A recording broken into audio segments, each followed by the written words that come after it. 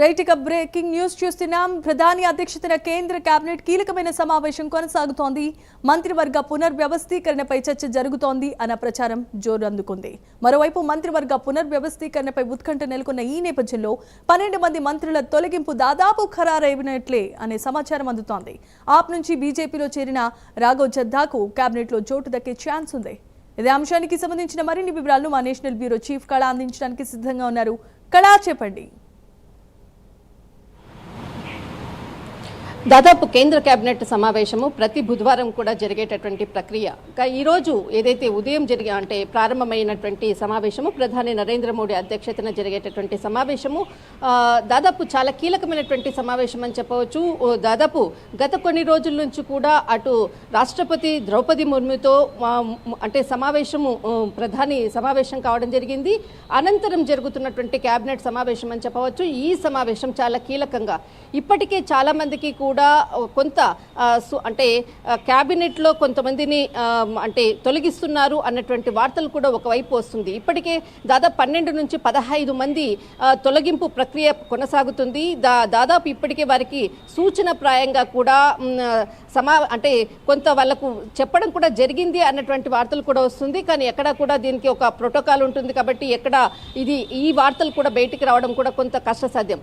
కానీ మనకు అందుతున్నటువంటి సమాచారం ప్రకారంగా ఎవరైతే కేబినెట్కి సంబంధించినటువంటి తొలగింపు ప్రక్రియలో భాగంగా ఇప్పటికే 12 నుంచి 15 మంది తొలగింపులో వారికి సూచన ప్రాయంగా కూడా వెల్లడించడం జరిగింది. ఈ రోజు జరిగేటటువంటి కేబినెట్ కీలకమైనటువంటి సమావేశంలో దేశానికి సంబంధించినటువంటి అనేక అంశాలు, ఒకవైపు ఇరాన్, ఇజ్రాయెల్కి, అమెరికాకు సంబంధించినటువంటిది ఏదైతే ఒప్పంద ప్రక్రియ ఒకవైపు, తర్వాత జాతీయ అంశాలతో పాటు కూడా కేబినెట్కి సంబంధించినటువంటి అంశాలు చాలా కీలకమైనటువంటి అంశాల్లో కూడా ఇక్కడ సమావేశంలో జరుగుతుంది. దీనికి సంబంధించినటువంటిది ప్రెస్ నోటు ఈరోజు మధ్యాహ్నం మనకు అధికారికంగా కూడా ప్రకటించేది. కానీ ఒకవైపు ఏదైతే కేబినెట్ సమావేశము దాదాపు ఇది ఒక చివరి సమావేశము అన్నటువంటిది కూడా ఒకవైపు వార్తలు కూడా వస్తున్నాయి. కానీ ఈ నెల చివరి వారంలో కేబినెట్ ప్రక్షాళన ఉంటుంది, పునర్వ్యవస్థీకరణ, మంత్రివర్గ పునర్వ్యవస్థీకరణ అన్నటువంటి వ్యాఖ్యలు ఒకవైపు వినపడుతున్నాయి. మరొక వైపు ఇప్పటికే సీనియర్లను కొంతమందిని ఇతర రాష్ట్రాల్లో కూడా బాధ్యతలు కూడా అప్పగించడం జరిగింది.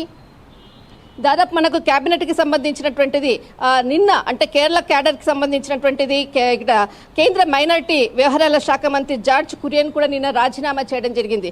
మరొకటి ఇక్కడ కేబినెట్లో ఉండేటటువంటి 2 వ్యక్తులకు ఇతర రాష్ట్రాల్లో కూడా పదవి బాధ్యతలు కూడా ఇవ్వడం జరిగింది. ఉత్తరప్రదేశ్ రానున్నటువంటి ఏదైతే ఎన్నికల నేపథ్యం ఉందో అందులో భాగంగానే ముఖ్యంగా కేంద్ర ఆర్థిక శాఖకు సంబంధించినటువంటి సహాయ మంత్రి పంకజ్ చౌదరికి కూడా ఉత్తరప్రదేశ్ బీజేపీ రాష్ట్ర బాధ్యతలను కూడా అప్పగించడము ముందస్తుగానే.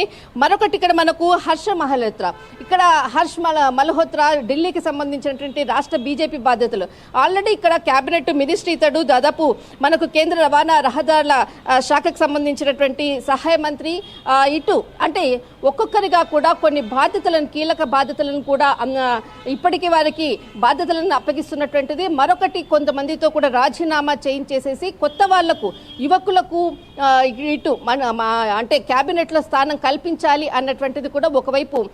దీనికి దీని రానున్నటువంటి రాష్ట్రాల్లో ఉండేటువంటి ఇప్పుడు కమింగ్ మనకు ఉత్తరప్రదేశ్ కానీ అనేక రాష్ట్రాల్లో కూడా, పంజాబ్ కూడా ఎలక్షన్స్ కూడా రానున్నాయి.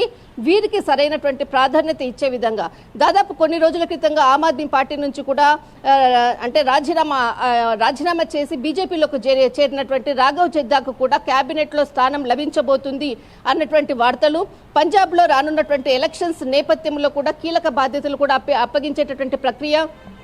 మరొకటి ఇక్కడ ఉత్తరప్రదేశ్కి సంబంధించినటువంటిది కీలక వ్యక్తులకు కూడా కేబినెట్లో స్థానం లభించే విధంగా కూడా అడుగులు మంత్రివర్గ పునర్వ్యవస్థీకరణలో భాగంగా కూడా మార్పులు చేర్పులు జరపబోతుంది. దాదాపు 12 నుంచి 15 మంది కూడా కొత్త వారికి పాత వారికి ఉద్వాసన చెప్పి కొత్త వారికి కూడా అవకాశం ఇచ్చే విధంగా కూడా కీలకంగా కూడా ఇప్పటికే కూడా గ్రౌండ్ లెవెల్లో చాలా కీలకమైనటువంటి సమావేశం.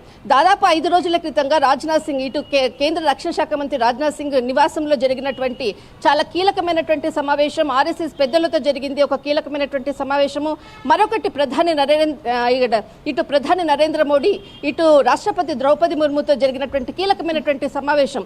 ఇక్కడ రాష్ట్రపతి భవన్ ఒక అధికారికంగానే, అంటే ఒక నార్మల్ గానే ఇటు సమావేశం జరిగింది అన్నటువంటిది అధికారికంగా ప్రకటించింది. కానీ ఇక్కడ చాలా కీలకంగా రాజకీయపరమైనటువంటి అంశాలతోటే కీలక సమావేశాలు ఒకవైపు జరుగుతున్నాయి. మరొకటి ఆంధ్రప్రదేశ్ తెలంగాణకు సంబంధించింది కూడా కేబినెట్ లో స్థానం లభించే విధంగా కూడా ఇప్పటికే ఒక కసరత్తు ప్రారంభమైంది అన్నటువంటిది. త్వరలో దాదాపు ఒక 2-3 రోజుల్లో కూడా ఆంధ్రప్రదేశ్ సీఎం నారా చంద్రబాబు నాయుడు కూడా ఢిల్లీ పర్యటనకు రాబోతున్నారు. కేంద్ర కేబినెట్ సమావేశానికి సంబంధించినటువంటిది చాలా ముఖ్యమైనటువంటి అంశాలు చర్చించే విధంగానే ఇటు ఢిల్లీకి రానున్నారు అన్నటువంటిది కీలకమైనటువంటి సమాచారం. Right, thanks for the updates కళ.